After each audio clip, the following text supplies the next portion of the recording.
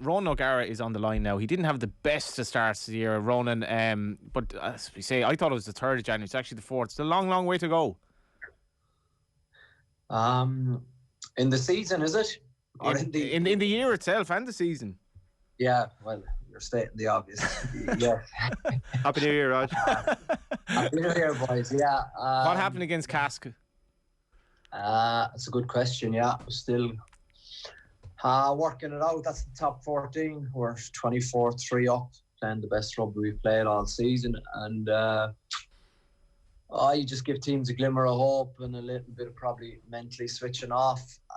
We probably won the game twice and then had a chance to win it at the end, and unfortunately Ohio West missed a kick of goal, but the game should have been dead and buried. They hadn't been beaten, I think, for a long time at home. So it would have been a good scalp. But the effort was there.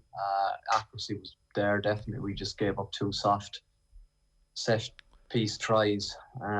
So disappointing in that regard, but a lot of positives really in our play. But we need to play for 80. When we play for 80, we'll be very interesting.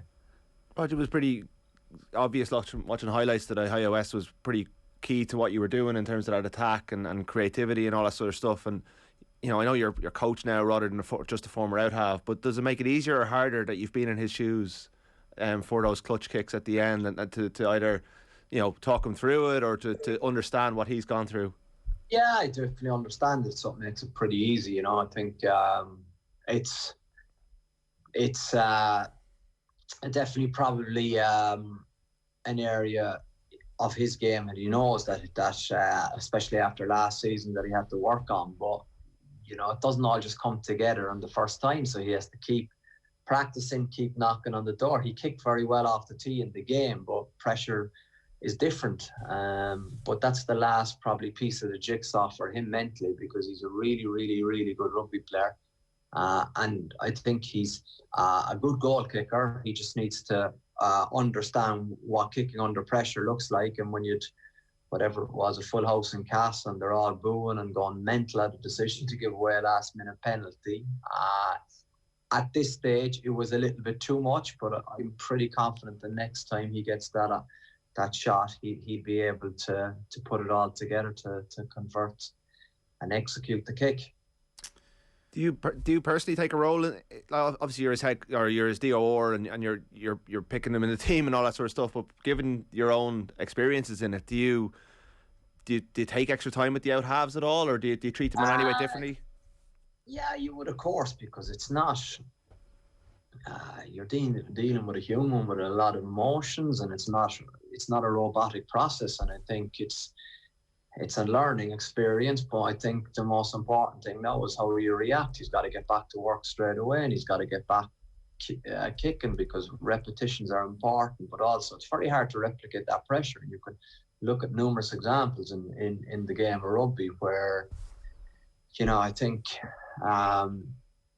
Well, a lot of the games we've been watching, that real pressure doesn't strike that often for kickers. It might be once a season, it may not happen in a season, but you can be sure that it will come at some stage in your career. And for Ohio West in the 2 finals last year, his goal kicking wasn't up to where he wanted to be or where I would have wanted to be, but that's okay, I think, because you win and lose together, and it's not the fault of the kicker. We could have been out of sight and it would never have come down to it. But I think it's a very interesting subject for me, I suppose, being an ex-kicker, understanding the psychology of what goes on in it and the work involved in it, and probably what's necessary to overcome this situation to turn a negative into a positive. What throws you as a kicker? There are so many things, I think, but a lot of people, underestimate. It is a different, I think pressure is different because, you have your routine for kicking, but you're aware that it's all in this moment. That's a great feeling, but I think it's hard for young players to appreciate that because, I mean, I can remember early in my career, it was I didn't want to kind of a close game at the end because it was going to come down to me kicking it. And then 10, 12 years later, you're begging for this opportunity to have a go at the posts, you know. But that comes with experience, and that's what experience is. And the question was it what gets to a kicker, is it? Yeah, what would throw you? Yeah, what would throw you? I think that's such an interesting question because there's so many, I suppose, subplots to that, and the fact that you could turn that into a positive too, and go look at the opportunity I have. You know, where am I on the pitch? What throws you? Just or like how lucky I am to have this opportunity. Come on, I want this penalty. Give it to me, please. I'll do anything to have this shot. You know, there's different, I suppose, mindsets of how you frame that question, but what throws you is always, it was interesting. I remember for a period at Munster and what Ireland was kind of self-talk is very important, I think, as a kicker. So I think I went through stages of I knew that I kind of had it all worked out in my head to a point where I may miss if I dipped. So I used to say to myself, don't dip. So what do you do when you say don't dip? You dip. Yeah. And you miss.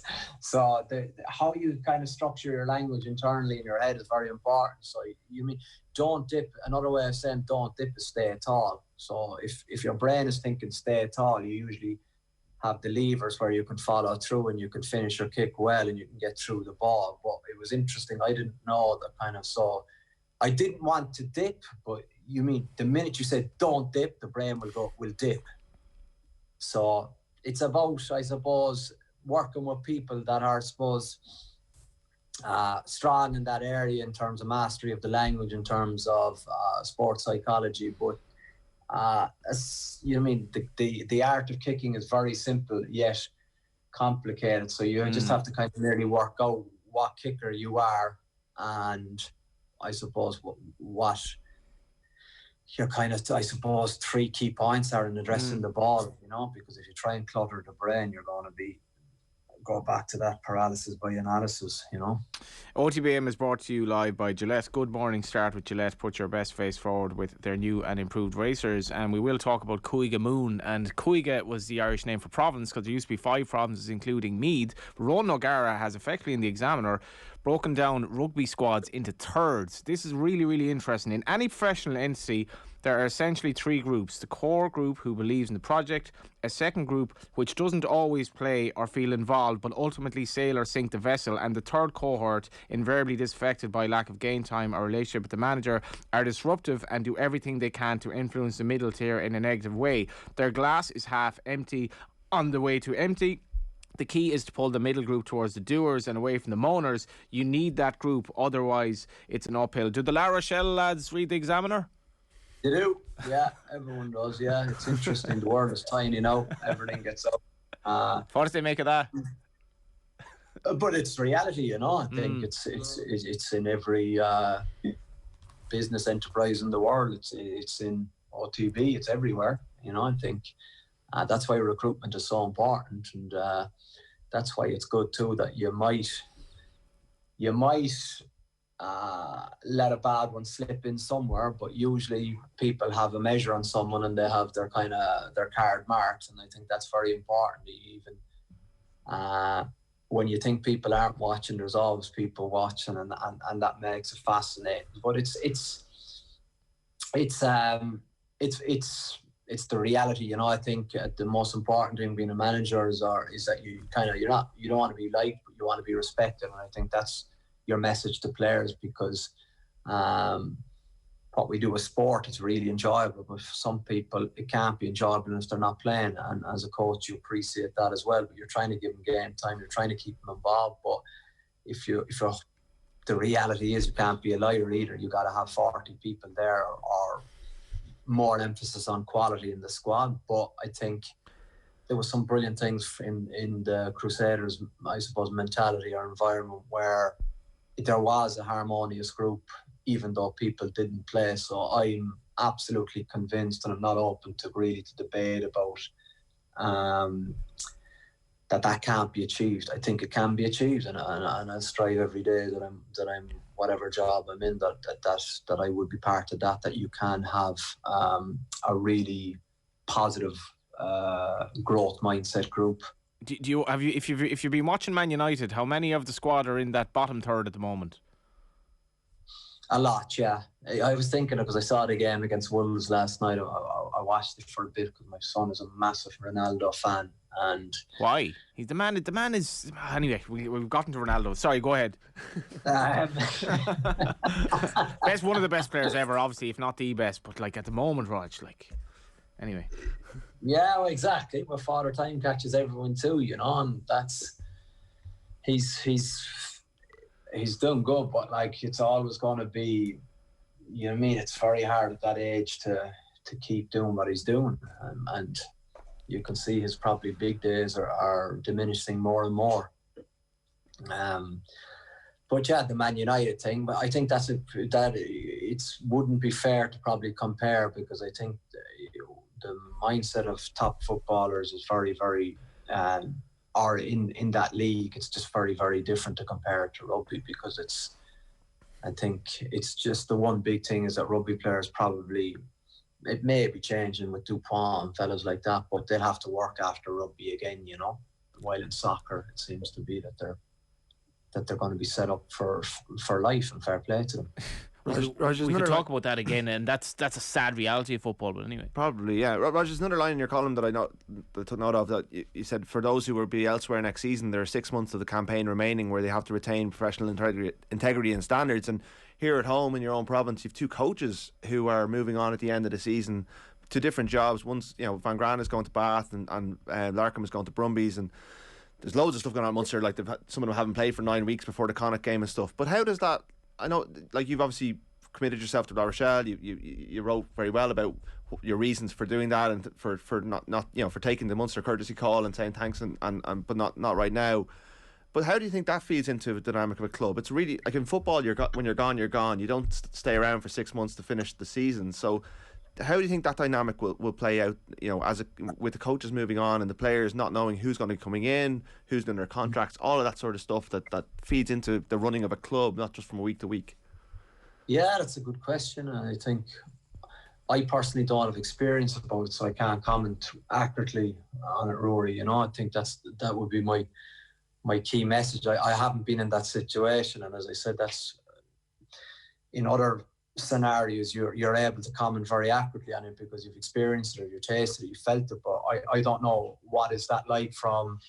I'm sure I experienced that as a player, but like as players, we're very, very short mind focused and only kind of interested in how change affects you. But I can understand the bigger scenario when coaches are moving on. But I'm sure that what would be imperative for me would be the fact that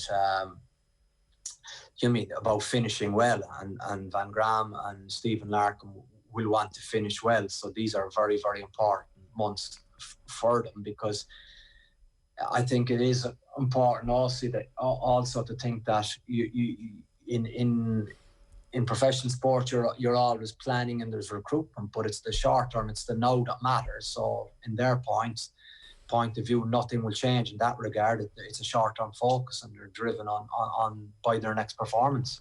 What about the job itself? Are you getting texts from coaches within the game who are wondering about it? Is it still as attractive a role? Because obviously the timing isn't right for you personally, but to us here, I mean, it seems strange that Van Gran is going to the bottom team in the Premiership. How attractive is this job right now going into the next season? How attractive is the URC to work in comparison to the two other competitions that you could be working in Europe or Japan or wherever?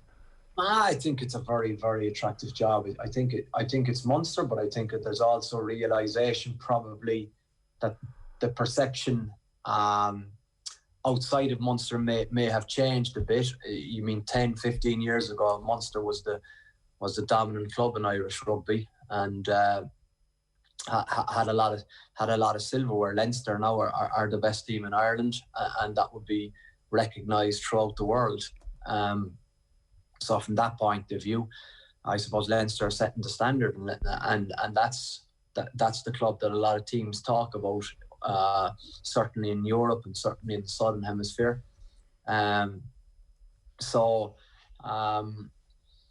I think there's a lot of, I suppose, other options to coach in Munster for world-class coaches, but at the same time, I am obviously biased. Munster would still be a very, very attractive job to potential coaches. There was a lot of rumours going around that Ultan Dillane is on his way to your neck of the woods. Is that, can you confirm, give us an exclusive, or is it still too early to do that? No, there's a lot of shenanigans and what's the French for stories out there that Ultan Dillane is going to an overseas club in France, so that will be decided in the foreseeable future. Fair enough. Just the EPCR or the Champions Cup picture, because obviously the round 2 was completely decimated. Last year we abandoned round 3 and 4 because there was back matches to play. You wrote in the Examiner that you confidently predicted that there's going to be more disruption with Omicron and everything that's going on. How confident are you that your game against Bath in 2 weeks will be able to go ahead, that 3 and 4 will take place, and that you won't be playing top 14 rugby? Like, can you even be confident at this stage? Is it just all about this weekend's game? You can't be because, like, the game it's Saturday week, so the planning for that, we need to probably know on Sunday whether the game is going ahead, and I think a lot of people, because there's a lot involved with it, and it's getting more and more complicated. The travel, obviously, between England and France. So we're hopeful Bath can travel, but I think, are we confident? I don't think we can be confident at all in that regard, because obviously with the amount of positive cases exploding all over Europe, we played cast, and we're going back to testing every day now. So I think we've had 1 or 2 more cases from after the cast game, so it's a changing picture every 12 hours. Cohesion has been the big thing in rugby over the last, a big word that keeps coming up, but how much has that shifted to adaptability now and being able to think on your feet and move with it? Because if you were trying to be cohesive and trying to plan ahead, this would all just wreck your head all the time. Yeah, it is. It's probably it's been really beneficial, I think, in the fact that you have also the opportunity to keep your group alive, firing, involved, in the fact that you predict a team, but what's picked probably and maybe announced on a Thursday is very different for the captain's run on a Friday. You could have numerous changes in it, and that obviously has knock-on effects to people that weren't in the playing group for the weekend, and bringing in guys that haven't been. So everyone kind of must feel involved and must feel that they have an opportunity of playing, and we're seeing more and more of that because it's happening. You have a team selected, announced, and then you can have up to 6-7 changes in the starting team, and the same in the replacements group. So in that regard, being adaptive and I suppose staying negative is absolutely key to giving yourself a chance of being involved. Just finally and briefly, what's your take on Ireland's out-half situation going into the Six Nations? Well, obviously, I think it's hard to comment. I mean, saw a little rugby played. Well, obviously, Joey Carberry has done his elbow. Jack Carty has did very well against Leicester in the game I saw. That was live in Europe. And obviously Johnny is in Leinster, and just the two Burns are looking for game time there as well. In Ulster you have Billy Burns, excuse me. So many options. None of them playing though. What do you make of Carty?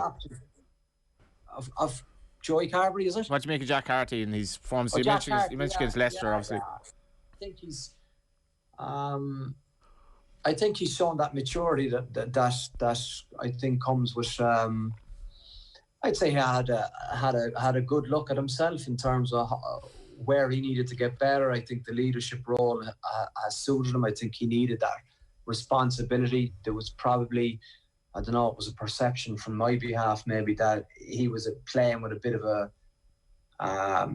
free spirit mentality. I don't think that's suited too much to Test rugby anymore. I think what the other players on the pitch appreciate in their 10 is direction, authority, presence, control. But he also had an eye for a gap, and I think the way they play in Connacht, it suits, I think, the skill set of Jack Carty, and he's got a very good kicking game. So he's most definitely knocking on the door. I think, Joey Carberry is a class player. He's just bedevilled with injury. And I think Harry Byrne hasn't presented fit enough to put himself in that picture, while I think Ross Byrne is underappreciated. Yeah, that's interesting. We'll get to that in another day. Thanks a million, Ronan. Cheers, guys. Let's look around. Happy New Year. Happy New Year to yourself.